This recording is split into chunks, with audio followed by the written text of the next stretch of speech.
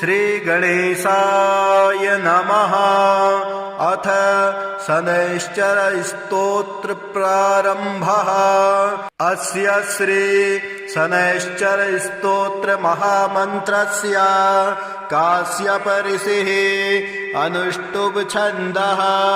श्री शनैश्चरो देवता संबीजं नम शक्तिः मम कीलकं शनैश्चर प्रसाद सिद्ध्यर्थे जपे विनियोगः करन्यासः। शनैश्चराय अंगुष्ठाभ्यां नमः। मंदगतये तर्जनीभ्यां नमः। अधोक्षजाय मध्यमाभ्यां नमः। सौराय अनामिकाभ्यां नमः। शुष्कोदराय कनिष्ठिकाभ्यां नमः। छायात्मजाय करतलकरपिष्टाभ्यां नमः। अंगन्यासः। शनैश्चराय हृदयाय नमः। मंदगतये शीर्षे स्वाहा। अथोक्षजाय शिखायै वसट। सौराय कवचाय हुं। शुष्कोदराय नेत्राय वसट। छायात्मजाय अस्त्राय फट। भूर्भुवस्वरोमिति दिग्बन्धः ध्यानम्।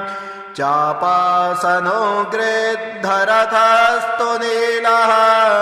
प्रत्यङ्मुखकाश्यपगोत्रजातः।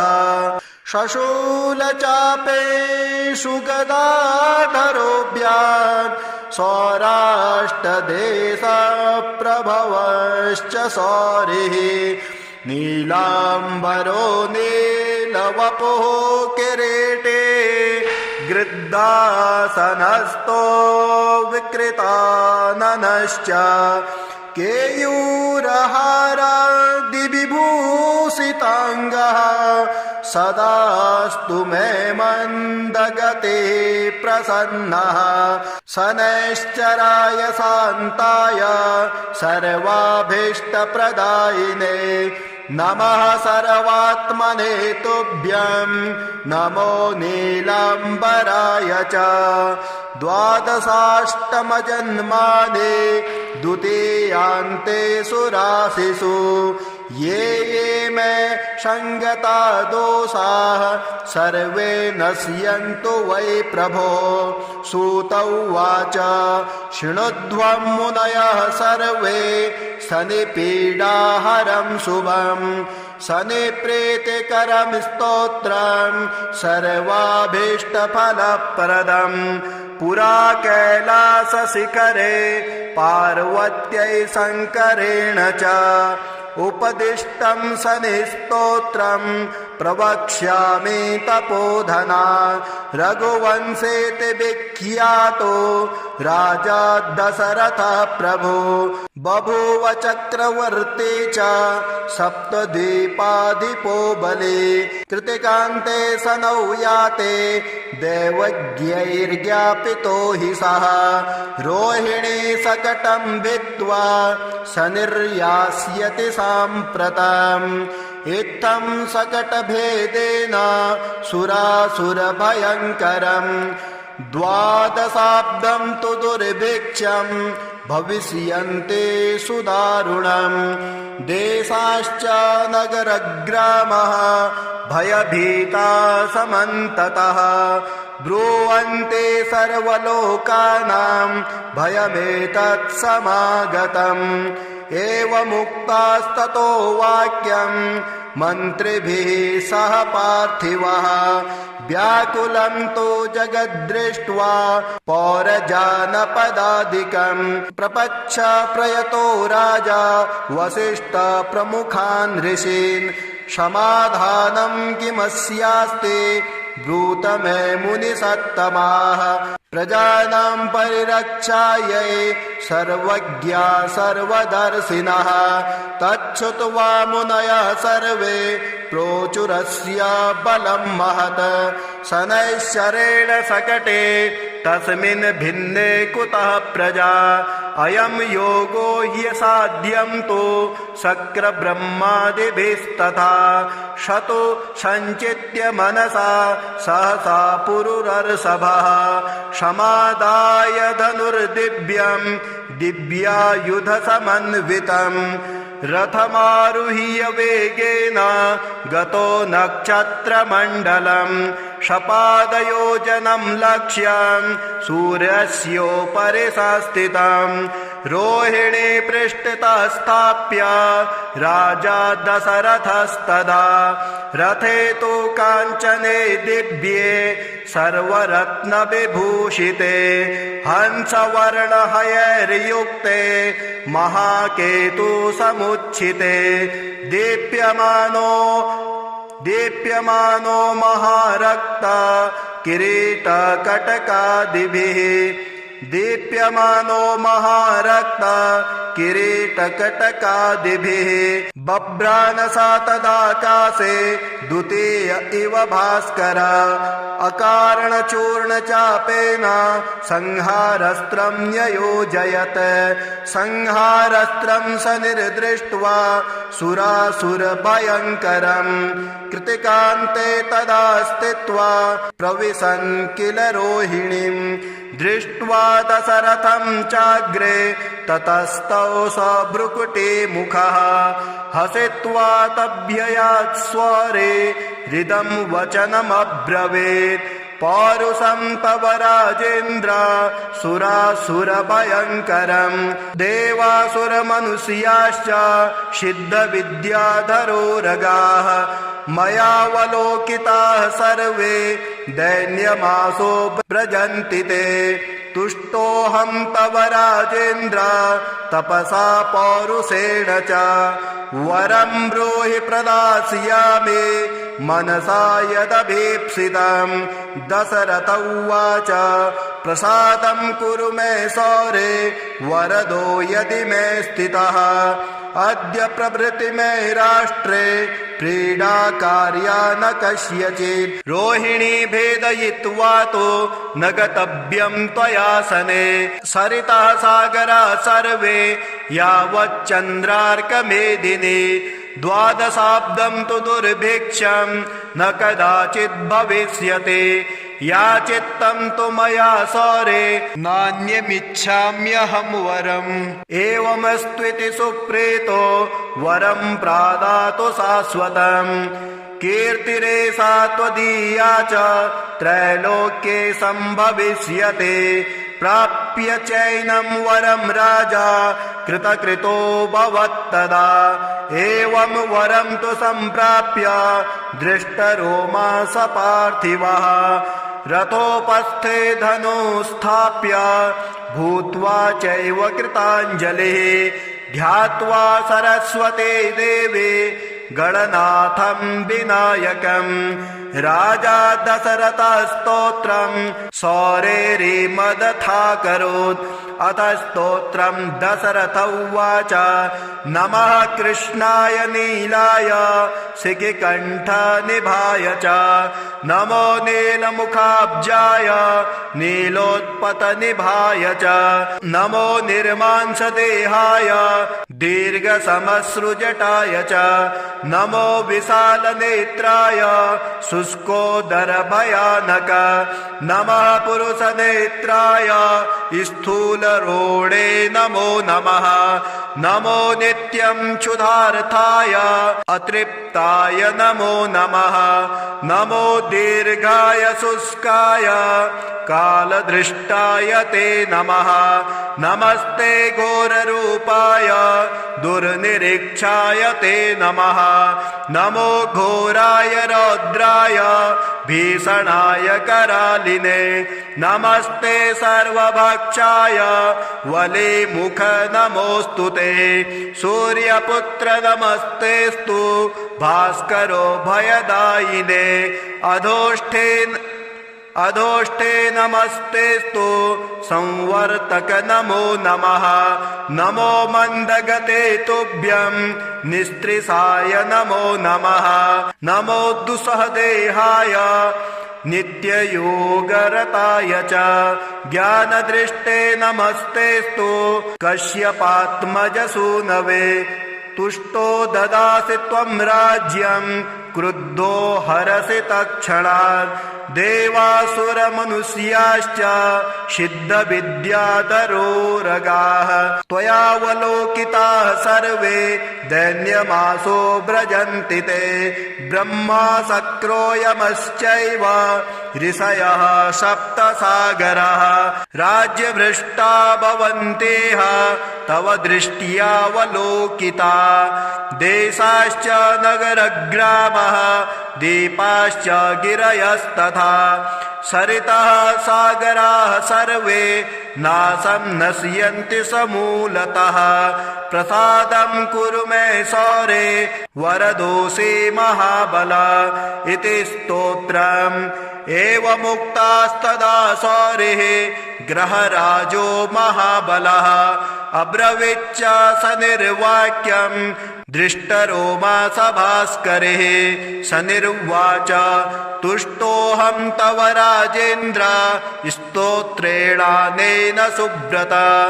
वरं ब्रूहि प्रदास्यामि मनसा यदि भीप्सितं। दशरथ उवाच प्रसन्नो यदि मे सौरे पीडा कुरु न कस्यचित्। देवासुरमनुष्याणां पशुपन्नगपक्षिणां। सनिर्वाच ग्रहणाश्च ग्रहाज्ञेया ग्रहापीडाकरा स्मृताः। अदेयोऽपि वरोऽस्माभिः तुष्टोऽहं तु ददामि ते। देवासुरमनुष्याश्च सिद्धविद्याधरोरगाः पशुपक्षी मृगाः वृक्षा पीडा मुञ्चन्तु सर्वदा। त्वया प्रोक्तमिदं स्तोत्रं या पठेद्दिह मानवः। एककालं क्वचित् कालं पीडा मुञ्चापि तस्य वै। मृत्युस्थाने गतो वापि जन्मव्ययगतोऽपि वा। पठन्ते श्रद्धया युक्तः शुचिः स्नात्वा समाहितः। समिपत्रे सभर्यश्च प्रतिमां लोहजा मम। माशौदानं तिलैर्मिश्रं दद्याल्लोहं तु दक्षिणाम्। कृष्णाङ्गं महिषं वस्त्रं मानुद्दिश्य द्विजातये। मदिने तु विशेषेण स्तोत्रेणानेन पूजयेत्। पूजयित्वा जपेत् स्तोत्रं भुक्त्वा चैव कृताञ्जलिः। तस्य पीडां न चैवाहं करिष्यामि कदाचन। गोचरे जन्मलग्ने वा दशास्वन्तर्दशासु च। रक्षामि सततं तस्य पीडास्वनग्रहस्य च। अनेनैव प्रकारेण पीडामुक्तं जगद्भवेत्। सूत उवाच वरद्वयं तु सम्प्राप्य राजा दशरथस्तदा। मेने कृतास्थमात्मानं नमस्कृत्य शनैश्चरम्। शनिना चाभ्ययुज्ञातः स्वस्थानं गमत् नृपः। स्वस्थानं च ततो गत्वा प्राप्तकामो भवत्तदा। कोणः शनैश्चरो मन्दः छाया हृदयनन्दनः। मार्तण्डजस्तथा सौरिः पाताङ्गिर्ग्रहनायकः। ब्रह्मण्यः क्रूरकर्मा च नीलवस्त्रोऽञ्जनद्धुतिः। द्वादशैतानि नामानि यः पठेच्च दिने दिने। विषमस्तोऽपि भगवान् सुप्रीतस्य तस्य जायते। मन्दवारे शुचि स्नात्वा मिताहारो जितेन्द्रियः। तद्वर्णकुसुमैर्युक्तं सर्वाङ्गं द्विजसत्तमाः। पूरयित्वान्नपान्नादये स्तोत्रं यः प्रयतः पठेत्। पुत्रकामो लभेत् पुत्रं धनकामो लभेत् धनं। राज्यकामो लभेत् राज्यं जयार्थी विजयी भवेत्। आयुष्कामो लभेदायुः श्रीकामः श्रियमाप्नुयात् यद्यदिच्छति तत्सर्वं भगवान् भक्तवत्सलः चिन्तितानि च सर्वाणि ददाति न च संशयः नवग्रहस्तोत्रम् पद्मकिञ्जलकसङ्कासां लोकसाक्षीं जगद्गुरुं सर्वरोगहरं देवम् आदित्यं प्रणमाम्यहम् क्षीरोदार्णवसम्भूतम् अत्रिनेत्रं समुद्भवम् नमामि शशिनं देवं शम्भोर्मुकुटभूषणं धरणीगर्भसम्भूतं विद्युत्पुञ्जं जगत्पतिं कुमारं शक्तिहस्तं च मङ्गलं प्रणमाम्यहम् प्रियङ्गुकनकाभासं रूपेण प्रतिमं शुभं सौम्यं सौम्यगुणोपेतं तं बुधं प्रणमाम्यहम् देवानां च ऋषीणां च गुरुकनकसन्निभं बुद्धिपूर्णं त्रिलोकेशं तं गुरुं प्रणमाम्यहम् शुद्धसपटिकसङ्कासं दैत्यानां प्रणतं गुरुं सर्वशास्त्रप्रवक्तारं भार्गवं प्रणमाम्यहम् नीलाञ्जनसमाकारं रविपुत्रं महाग्रहं छायामार्तण्डसम्भूतं तं नमामि शनैश्चरम् अर्धकायं महावीर्यं चन्द्रभास्करमर्दनं सिंहिकागर्भसम्भूतं तं राहुं प्रणमाम्यहम् पलालधूम्रसङ्कासं तारकग्रहमस्तकं रौद्रं रौद्रतरं घोरं तं केतुं प्रणमाम्यहम् कल्याणानि नभोमणिः सुललितं कीर्तिकलानां निधिं शौर्यं क्षमातनयः बुधश्च बुधतां जीवश्चिरञ्जीवितां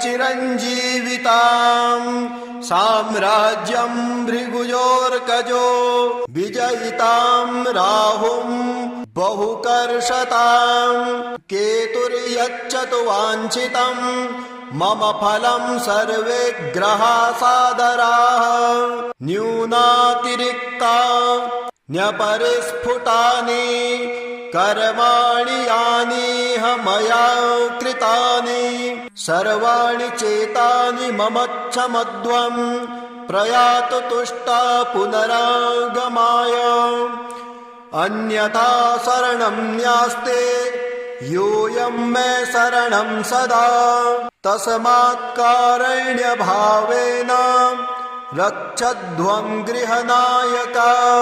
ॐ श्री गणेशाय नमः। अथ शनैश्चर स्तोत्र प्रारंभः। अस्य श्री शनैश्चर स्तोत्र महामन्त्रस्य काश्यप ऋषिः अनुष्टुप् छन्दः। श्री शनैश्चरो देवता संबीजं नं शक्तिः मम कीलकं शनैश्चर प्रसाद सिद्ध्यर्थे जपे विनियोगः करन्यासः। शनैश्चराय अंगुष्ठाभ्यां नमः। मन्दगतये तर्जनीभ्यां नमः। अधोक्षजाय मध्यमाभ्यां नमः सौराय अनामिकाभ्यां नमः शुष्कोदराय कनिष्ठिकाभ्यां नमः छायात्मजाय करतलकरपिष्टाभ्यां नमः अङ्गन्यासः शनैश्चराय हृदयाय नमः मन्दगतये शीर्षे स्वाहा अथोक्षजाय शिखायै वसट सौराय कवचाय हुं शुष्कोदराय नेत्राय वसट छायात्मजाय अस्त्राय फट भूर्भुवस्वरोमिति दिग्बन्धः ध्यानम् चापासनो गृद्धरथस्तु नीलः प्रत्यङ्मुखकाश्यपगोत्रजातः शशूलचापेषु गदाधरोऽभ्याम् सौराष्ट्रदेशप्रभवश्च सौरिः नीलाम्बरो नीलवपुः किरीटे गृद्धासनस्थो विकृताननश्च केयूरहारादिविभूषिताङ्गः सदास्तु मे मन्दगते प्रसन्नः शनैश्चराय शान्ताय सर्वाभीष्टप्रदायिने नमः सर्वात्मने तुभ्यं नमो नीलाम्बराय च द्वादशाष्टमजन्मानि द्वितीयान्ते सुराशिषु ये मे संगता दोषाः सर्वे नश्यन्तु वै प्रभो सूत उवाच शृणुध्वं मुनयः सर्वे शनिपीडाहरं शुभं शनिप्रीतिकरं स्तोत्रं सर्वाभीष्टफलप्रदं पुरा कैलासशिखरे पार्वत्यै शङ्करेण च उपदिष्टं शनिस्तोत्रं प्रवक्ष्यामि तपोधना रघुवंशेति विख्यातो राजा दशरथः प्रभो बभूव चक्रवर्ती च सप्तद्वीपाधिपो बले कृतिकान्ते शनौ याते दैवज्ञैर्ज्ञापितो हि सः रोहिणी शकटं भित्त्वा शनिर्यास्यति साम्प्रतम् इत्थं शकटभेदेन सुरासुरभयङ्करम् द्वादशाब्दं तु दुर्भिक्षं भविष्यन्ति सुदारुणम् देशाश्च नगरग्रामः भयभीता समन्ततः ब्रुवन्ते सर्वलोकानां भयमेतत् समागतम् एवमुक्तास्ततो वाक्यं मन्त्रिभिः सह पार्थिवः व्याकुलं तु जगद्दृष्ट्वा पौरजानपदादिकम् प्रपच्छ प्रयतो राजा वसिष्ठ प्रमुखान् ऋषीन् समाधानं किमस्यास्ति ब्रूत मे मुनिसत्तमाः प्रजानां परिरक्षायै सर्वज्ञा सर्वदर्शिनः तच्छ्रुत्वा मुनयः सर्वे प्रोचुरस्य बलं महत् शनैश्चरेण शकटे तस्मिन् भिन्ने कुतः प्रजा अयं योगो ह्यसाध्यं तु शक्रब्रह्मादिभिस्तथा शतो सञ्चित्य मनसा सहसा पुरुरर्षभः समादाय धनुर्दिव्यं दिव्यायुधसमन्वितं रथमारुह्य वेगेन गतो नक्षत्रमण्डलं शपादयोजनं लक्ष्यं सूर्यस्योपरि संस्थितं रोहिणी पृष्ठतः स्थाप्य राजा दशरथस्तदा रथे तु काञ्चने दिव्ये सर्वरत्नविभूषिते हंसवर्णहयैर्युक्ते महाकेतु समुच्छिते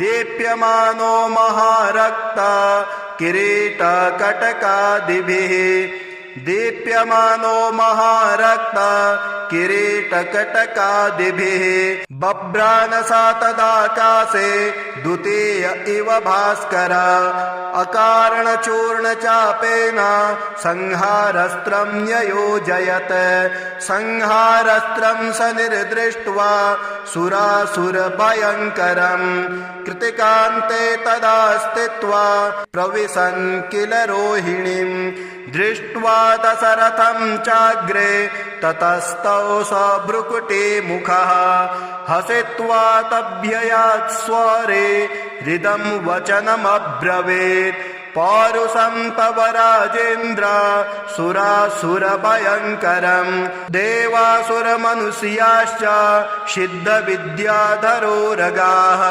मयावलोकिताः सर्वे दैन्यमासो व्रजन्ति ते तुष्टोऽहं तव राजेन्द्र तपसा पौरुषेण च वरं ब्रूहि प्रदास्यामि मनसा यदभीप्सितम् दशरथ उवाच प्रसादं कुरु मे सौरे वरदो यदि मे स्थितः अद्य प्रभृति मे राष्ट्रे क्रीडा कार्या न कस्यचित् रोहिणी भेदयित्वा तो न गतव्यं त्वयासने सरितः सागरा सर्वे यावच्चन्द्रार्कमेदिनी द्वादशाब्दं तु दुर्भिक्षं न कदाचित् भविष्यति याचित्तं तु मया सौरे नान्यमिच्छाम्यहं वरम् एवमस्त्विति सुप्रीतो वरं प्रादातु शाश्वतम् कीर्तिरेषा त्वदीया च त्रैलोक्ये सम्भविष्यते प्राप्य चैनं वरं राजा कृतकृतो भवत्तदा एवं वरं तु सम्प्राप्य दृष्टरोमा स पार्थिवः रथोपस्थे धनुस्थाप्य भूत्वा चैव कृताञ्जलिः ध्यात्वा सरस्वती देवी गणनाथं विनायकम् राजा दशरथस्तोत्रं सौरेरिमदथाकरोत् अथ स्तोत्रं दशरथ उवाच नमः कृष्णाय नीलाय शिखिकण्ठनिभाय च नमो नीलमुखाब्जाय नीलोत्पतनिभाय च नमो निर्मांसदेहाय दीर्घसमश्रुजटाय च नमो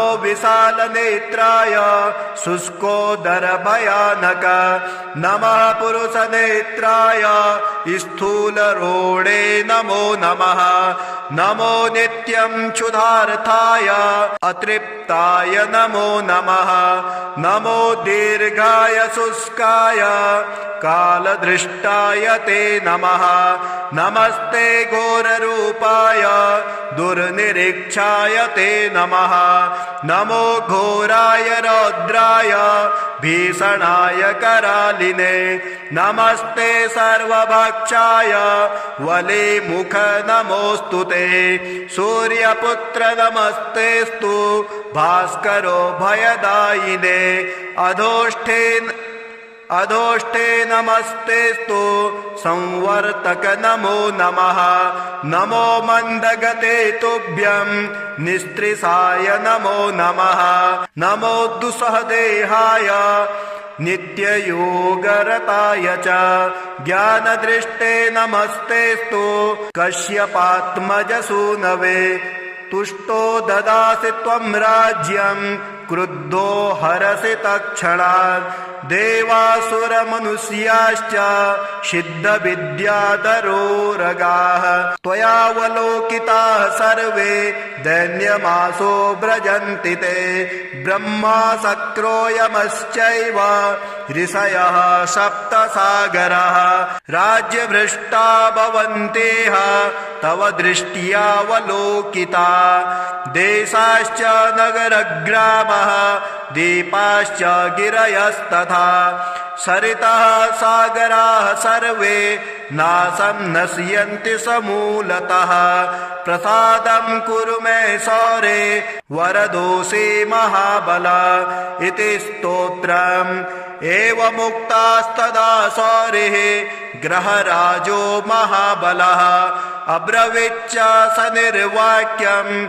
दृष्टरोमा सभास्करिः स निर्वाच तुष्टोऽहं तव राजेन्द्र स्तोत्रेणानेन सुव्रत वरं ब्रूहि प्रदास्यामि मनसा यदि भीप्सितम् दशरथ उवाच प्रसन्नो यदि मे सौरे पीडा कुरु न कस्यचिद् देवासुरमनुष्याणां पशुपन्नगपक्षिणां स निर्वाच ग्रहणाश्च ग्रहा ज्ञेया ग्रहा पीडाकरा स्मृताः अदेयोऽपि वरोऽस्माभिः तुष्टोऽहं तु ददामि ते देवासुरमनुष्याश्च सिद्धविद्याधरोरगाः पशुपक्षी मृगाः वृक्षा पीडा मुञ्चन्तु सर्वदा त्वया प्रोक्तमिदं स्तोत्रं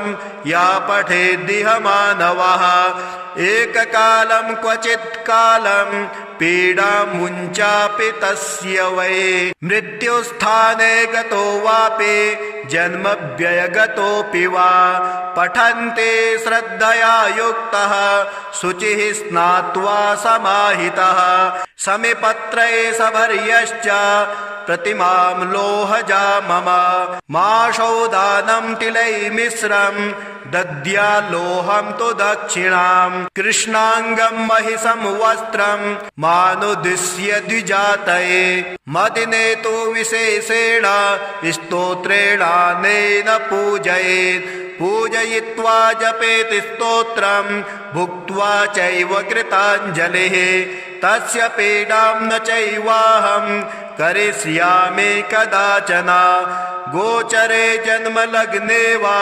दशास्वन्तर्दशासु च रक्षामि सततं तस्य पीडास्वनग्रहस्य च अनेनैव प्रकारेण पीडामुक्तं जगद्भवेत् सूत उवाच वरद्वयं तु सम्प्राप्य राजा दशरथस्तदा मेने कृतास्थमात्मानं नमस्कृत्य शनैश्चरम् शनिना चाभ्ययुज्ञातः स्वस्थानं गमत् नृपः स्वस्थानं च ततो गत्वा प्राप्तकामो भवत्तदा कोणः शनैश्चरो मन्दः छाया हृदयनन्दनः मार्तण्डजस्तथा सौरिः पाताङ्गिर्ग्रहनायकः ब्रह्मण्यः क्रूरकर्मा च नीलवस्त्रोऽञ्जनद्धुतिः द्वादशैतानि नामानि यः पठेच्च दिने दिने विषमस्तोऽपि भगवान् सुप्रीतस्य तस्य जायते मन्दवारे शुचि स्नात्वा मिताहारो जितेन्द्रियः तद्वर्णकुसुमैर्युक्तं सर्वाङ्गं द्विजसत्तमाः पूरयित्वान्नपान्नादये स्तोत्रं यः प्रयतः पठेत् पुत्रकामो लभेत् पुत्रं धनकामो लभेत् धनं राज्यकामो लभेत् राज्यं जयार्थी विजयी भवेत् आयुष्कामो लभेदायुः श्रीकामः श्रियमाप्नुयात् यद्यदिच्छति तत्सर्वं भगवान् भक्तवत्सलः चिन्तितानि च सर्वाणि ददाति न च संशयः नवग्रहस्तोत्रम् पद्मकिञ्जलकसङ्कासां लोकसाक्षीं जगद्गुरुं सर्वरोगहरं देवम् आदित्यं प्रणमाम्यहं क्षीरोदार्णवसम्भूतम् अत्रिनेत्रं समुद्भवं नमामि शशिनं देवं शम्भोर्मुकुटभूषणं धरणीगर्भसम्भूतं विद्युत्पुञ्जं जगत्पतें कुमारं शक्तिहस्तं च मङ्गलं प्रणमाम्यहम् प्रियङ्गो कनकाभासं रूपेण प्रतिमं शुभं सौम्यं सौम्यगुणोपेतं तं बुधं प्रणमाम्यहम् देवानां च ऋषीणां च गुरुकनकसन्निभां बुद्धिपूर्णं त्रिलोकेशं तं गुरुं प्रणमाम्यहम् शुद्धसपटिकसङ्काशं दैत्यानां प्रणतं गुरुं सर्वशास्त्रप्रवक्तारं भार्गवं प्रणमाम्यहम् नीलाञ्जनसमाकारं रविपुत्रं महाग्रहं छायामार्तण्डसम्भूतं तं नमामि शनैश्चरम् अर्धकायं महावीर्यं चन्द्रभास्करमर्दनं सिंहिकागर्भसम्भूतं तं राहुं प्रणमाम्यहम् पलालधूम्रसङ्काशं तारकग्रहमस्तकं रौद्रं रौद्रतरं घोरं तं केतुं प्रणमाम्यहम् कल्याणानि नभोमणिः सुललितं कीर्तिकलानां निधिं शौर्यं क्षमातनयः बुधश्च बुधतां जीवश्चिरञ्जीवितां साम्राज्यं भृगुयोर्कजो विजयितां राहुं बहुकर्षतां केतुर्यच्छतु वाञ्छितं मम फलं सर्वे ग्रहा सादराः न्यूनातिरिक्ता न्यपरिस्फुटानि कर्माणि यानिह मया कृतानि सर्वाणि चेतानि ममच्छमध्वं प्रयातु तुष्टा पुनरागमाय अन्यथा शरणं न्यास्ते योऽयं मे शरणं सदा तस्मात् कारुण्यभावेन रक्षध्वं गृहनायक नवग्रहस्तोत्रम्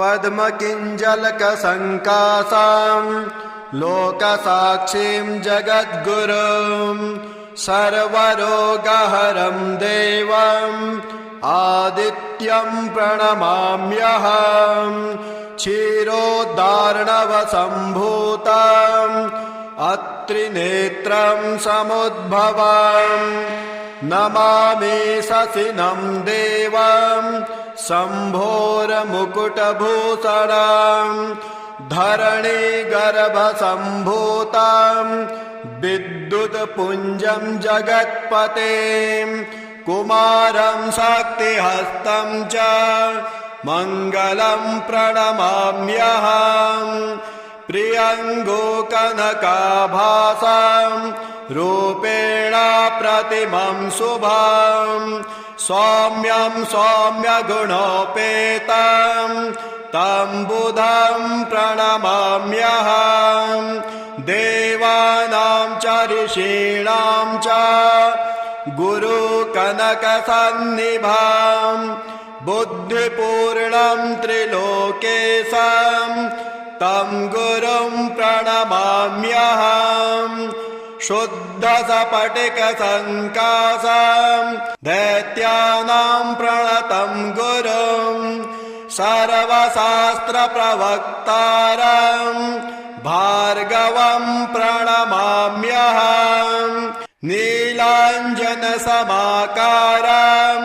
रविपुत्रं महाग्रहं छायामार्तण्डसम्भूतं तं नमामि शनैश्चरम् अर्धकायं महावीर्यं चन्द्रभास्करमर्दनं सिहिका गर्भसम्भूतं तं राहुं प्रणमाम्यहम् पलालधूम्रसङ्कासं तारकग्रहमस्तकम् रौद्रं रौद्रतरं घोरं तं केतुं प्रणमाम्यहम् कल्याणानि नभोमणिः सुललितं कीर्तिकलानां निधिम् शौर्यं क्षमातनयः बुधश्च बुधतां